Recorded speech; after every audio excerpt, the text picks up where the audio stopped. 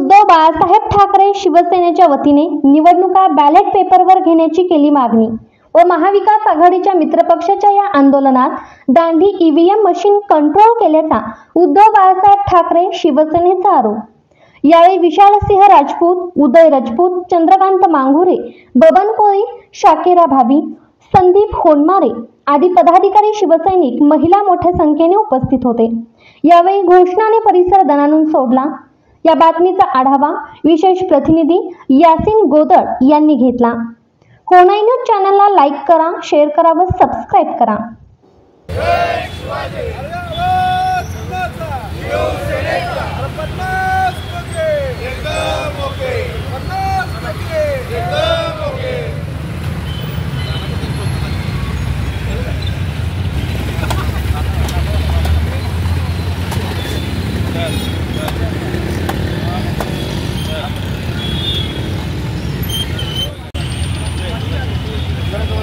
महाराष्ट्रामध्ये जो भाजपचा विजय झालेला आहे हा कोटारडा विजय असून हा विजय ईव्हीएमचा आहे।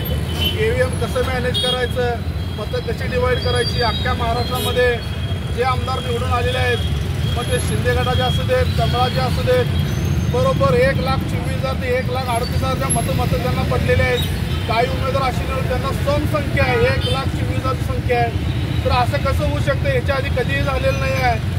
सगळे पक्ष, काँग्रेस असू दे किंवा शरद पवार राष्ट्रवादी दे, उद्धव ठाकरे शिवसेना असू दे, सगळेजण सांगतायत बाबा मशालला मतदान करा, तुतारीला मतदान करा, शिंदे गटाचे लोक सांगतात धनुष्याला करा। पण हे जे भाजपवाले आहेत त्यांनी कुणाला सांगत नाही की कमळाला मतदान करा, तुम्ही कुणालाही मतदान करा, मत येणार आम्हाला कमळालाच। ह्या प्रकारे यांचं चालू आहे। एवढा जल्लोष त्यांचा, आता जरी सगळे आमदार निवडून आले असले तर त्यांच्यात जल्लोष काही दिसत नाही आहे। आमदार कुठलाही खुश नाही आहे, कारण त्यांना माहिती आहे की मशिनी मॅनेज करून आमदार झालेले आहेत। आणि आम्ही ह्या ठिकाणी ईव्हीएमचा निषेध करतो। इथून पुढे जे काही इलेक्शन होतील ते सगळे ठप्पा मतदान व्हायला पाहिजे, बॅलेट पेपरवर मतदान व्हायला पाहिजे। ईव्हीएमवर जर मतदान असेल तर आम्ही शिवसैनिक मतदान करणार नाही असं या ठिकाणी आम्ही जाहीर करतो। महाराष्ट्रामध्ये 2024ची विधानसभा जी झाली त्यामध्ये मिरज विधानसभा 281 मी तानाजी आनंदा सातपुते मी ह्या गोष्टीचा निषेध करतो।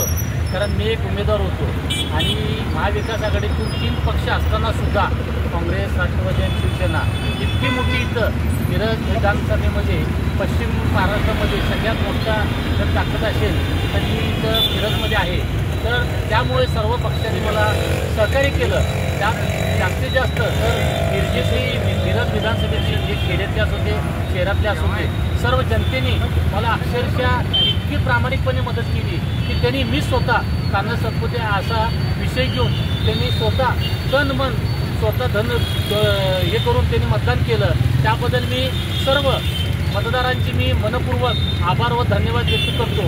पण जे काही गोष्टी त्यांनी मतदान केलं, कुठे गेलं हे सगळेजण मला विचारतात, पण त्यांना पण उत्तर माहीत आहे कुठे ते मतदान केलं। ते मतदान असं एवढ्या मोठ्या प्रमाणात वाढणं शक्य नाही आहे। कारण जनतेनं मतदान घेतलं तर जनता हा निकाल देते, तर इथं निकाल न लागता दुसरीकडे हा निकाल गेला हे आम्हाला मान्य नाही आहे। त्या ईव्हीएम मशीनला तर मान्यच नाही आहे। तरी इथून पुढच्या काळात जर मतदान घ्यायचं असेल तर बॅलेट पेपरवर मतदान झालं पाहिजे ही आमची ठाम भूमिका आहे। कारण ते एक इलेक्ट्रॉनिक माध्यम आहे। जसं मंगळवार यान जातं त्याला इथनं अक्षरशः खालनं कंट्रोल केलं जातं।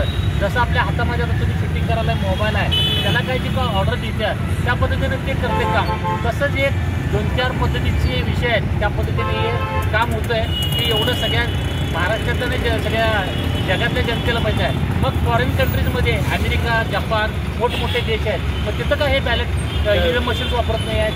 एवढे मोठे जे प्रगतशील देश आहेत त्यांनी का वापरत नाही आहेत?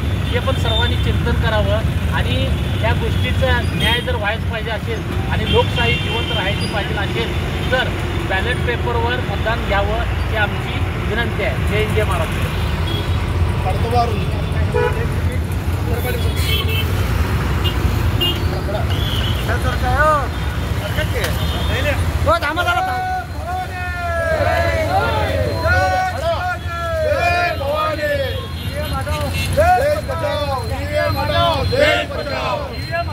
देश बचाओ, देश बचाओ। पुढे कंगनात राहायचो.